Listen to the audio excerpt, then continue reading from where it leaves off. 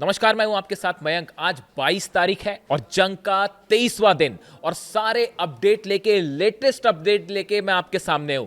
देखिए, जो खबरें आ रही हैं इजराइल से, ईरान ने इजराइल पर अब तक का सबसे भयानक हमला किया है।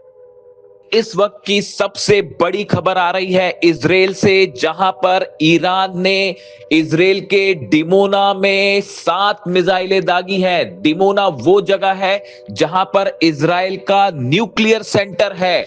बिल्कुल ठीक सुना आपने, डिमोना वो जगह है जहां पर इजराइल का शिमोन पेरेज न्यूक्लियर सेंटर है। और बताया जा रहा है, जो तस्वीरें सामने हैं, कि ईरान ने 7 मिसाइलें दागी एक के बाद एक डिमोना में, जिससे वहां बड़ी तबाही की खबरें आ रही हैं। बताया जा रहा है कि वहां सैकड़ों लोग घायल हैं और कई लोगों की मौत की भी खबरें हैं। देखिए, एक के बाद एक कुछ घंटे के अंदर ही 7 बार हमले हुए हैं डिमोना में। और अभी देखिए, जो सबसे बड़ा सवाल यह है कि क्या इस न्यूक्लियर सेंटर के ऊपर भी मिसाइल गिरी है? क्या इजराइल का यह न्यूक्लियर सेंटर तबाह हुआ है या उसके कुछ हिस्से को क्षति पहुंची है? इसके बारे में अभी कोई पुख्ता जानकारी सामने नहीं आई है, किसी तरह का क्लेम सामने नहीं आया है। लेकिन एक बात साफ है, अगर इजराइल के इस न्यूक्लियर सेंटर पर खुर्रम शहर 4 जैसी मिसाइल गिर जाती है तो पूरे इजराइल को तबाह होने से कोई नहीं बचा सकता।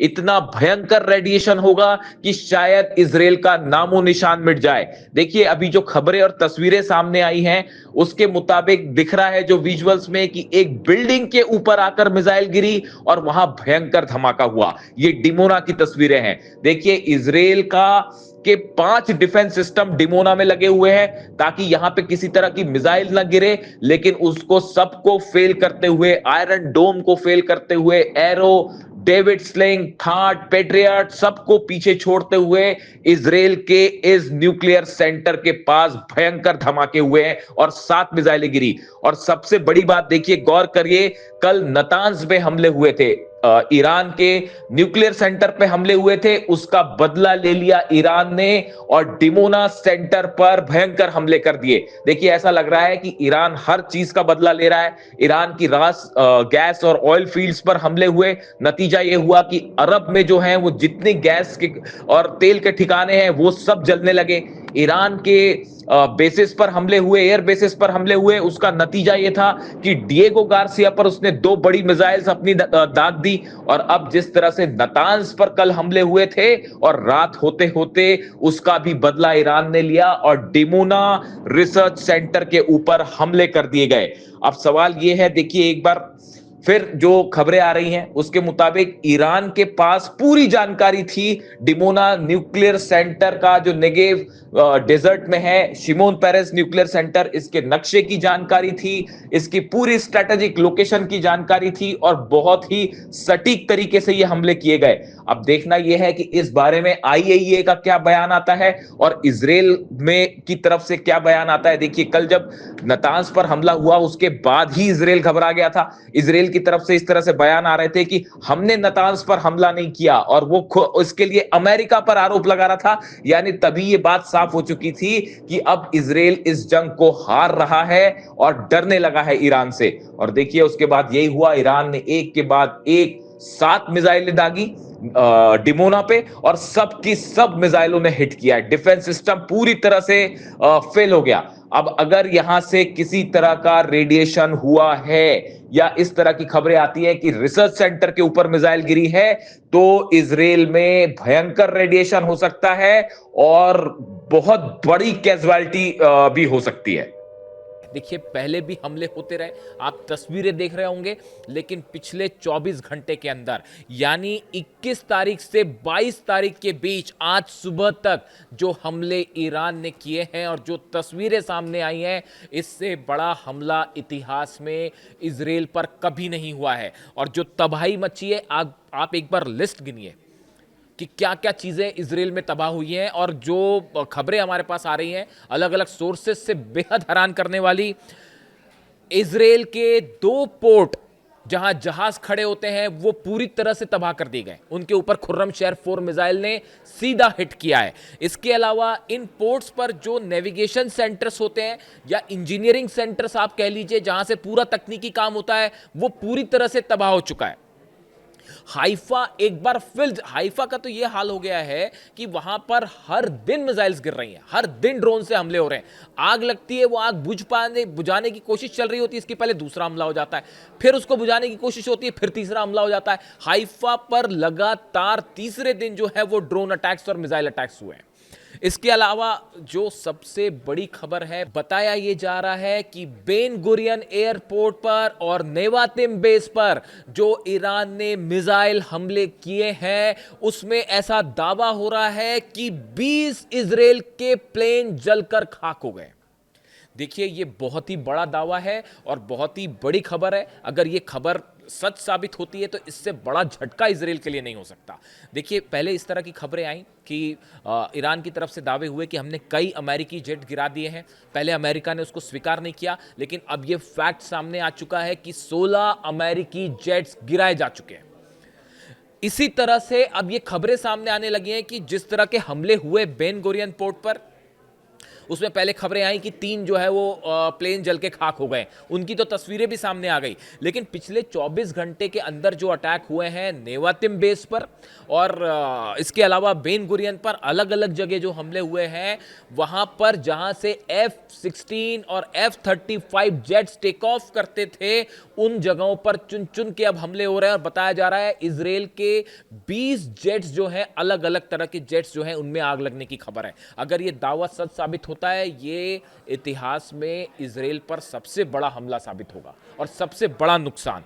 इसके अलावा आप देखिए, ट्रेन स्टेशंस जो हैं उन पर हमले हुए हैं। आपने देखा किस तरह से पहले ट्रेन स्टेशंस पर हमले हुए थे। उसके अलावा इजराइल के जो कम्युनिकेशन टावर्स हैं, जिनके जरिए कम्युनिकेशंस होते हैं, सेल फोन्स के या बाकी कम्युनिकेशन होते हैं, उन टावर्स को निशाना बनाया जा रहा है। और कई टावर्स ऐसे हैं जिन पर सीधे मिसाइल्स गिरी। कम्युनिकेशन जो सिस्टम है बुरी तरह से प्रभावित हुआ है इजराइल में। इसके अलावा जो सबसे भयानक कुछ तस्वीरें मैंने देखी, उसके लिए भयानक वर्ड ही सही है, कई हाई राइज बिल्डिंग्स। देखिए, कई विजुअल्स जो हैं वो जब तक हमारे सोर्स से कंफर्म नहीं होता हम उसको नहीं चलाते, लेकिन या कोई न्यूट्रल एजेंसी जब देती है तभी चलाते हैं। लेकिन जो तस्वीरें वहां से आ रही हैं, जो देखी मैंने तस्वीरें, कई ऐसी सरकारी हाई राइज बिल्डिंग्स हैं जो कि गवर्नमेंट इंस्टॉलेशंस थे या जहां पर किसी तरह का सेना से जुड़े कामकाज चल रहे थे। ऐसे जो हाई राइज बिल्डिंग्स हैं, उनके ऊपर सीधा हाइपरसोनिक मिसाइल्स हिट कर रही हैं। यानी आप देखिए, अगर 7 मिनट में कोई मिसाइल ईरान से ट्रैवल करके इजराइल आ जाए, तेल अवीव आ जाए, तो उसकी आप स्पीड सोचिए क्या होगी। वो आप देख ही रहे हैं और देखते देखते हाई राइज बिल्डिंग पर सीधा हिट करती है और पूरी हाई राइज बिल्डिंग तबाह। ऐसे कई हमले हो चुके हैं पिछले 24 घंटे के ऊपर इजराइल में। और बताया यह जा रहा है कि 7,500 से 8,000 इमारतें गिरने की खबर है इजराइल में। इस तरह के दावे हो रहे हैं कि 7 से 8,000 इमारतों को, घरों को नुकसान हो चुका है। ये बहुत बड़ा दावा है और बहुत बड़ा हमला है ये इजराइल के ऊपर।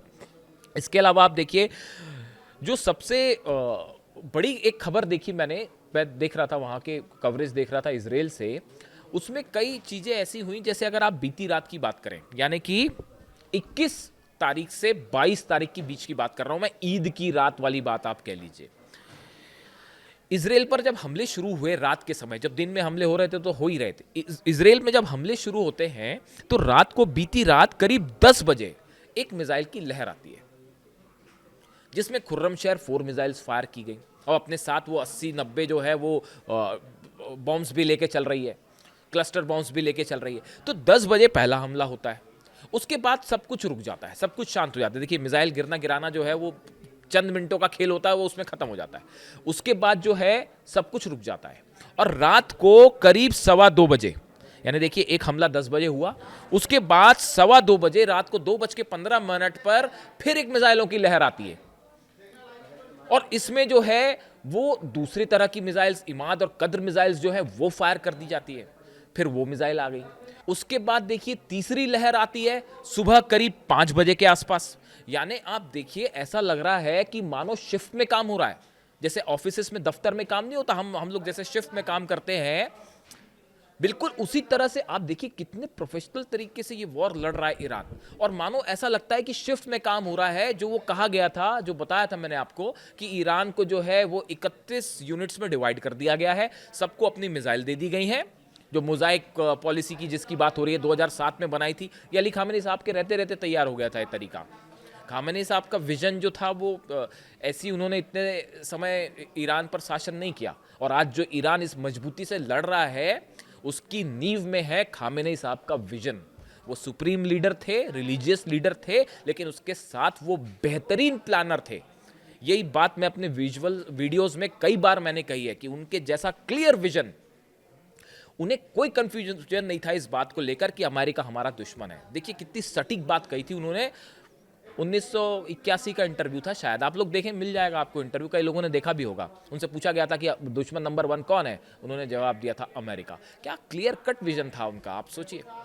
और उसी के हिसाब से उन्होंने तैयारी कर रखी, वो जानते थे कि ईरान पर हमला करेगा अमेरिका, और किस बारीक प्लानिंग के साथ हर चीज। देखिए आज इतने सारे लीडर्स मारे जाएं, अगर उसके बावजूद ईरान भारी पड़ रहा है अमेरिका पे और इसराइल पर, इससे बड़ा मतलब ये तो कुछ नहीं हो सकता, इससे बड़ा अचीवमेंट और कोई नहीं हो सकता। अब आप देखिए शिफ्ट में ऐसा लगता है कि प्लानिंग से हमले हो रहे हैं, और वो भी अलग अलग मिसाइल से। ये बिल्कुल वही तरीका है कि कमांडर्स को अलग अलग मिसाइल्स दे दी गई हैं, ड्रोन्स दे दिए गए हैं, और आप हमला करिए। और वो टाइम भी उनका तय है कि एक यूनिट 10 बजे हमला करेगी, दूसरी यूनिट जो है 2:15 बजे हमला करेगी, तीसरी यूनिट सुबह 5 बजे हमला करेगी, फिर उसके बाद दिन में अलग यूनिट हमला करेगी। शिफ्ट में हमला हो रहा है। अब इसराइल रोके इन हमलों को तो कैसे रोके, कोई चांस ही नहीं है। और वो जो जितने डिफेंस सिस्टम थे उनका तो डब्बा गोल हो गया, आयरन डोम का तो वाकई डब्बा गोल हो गया है।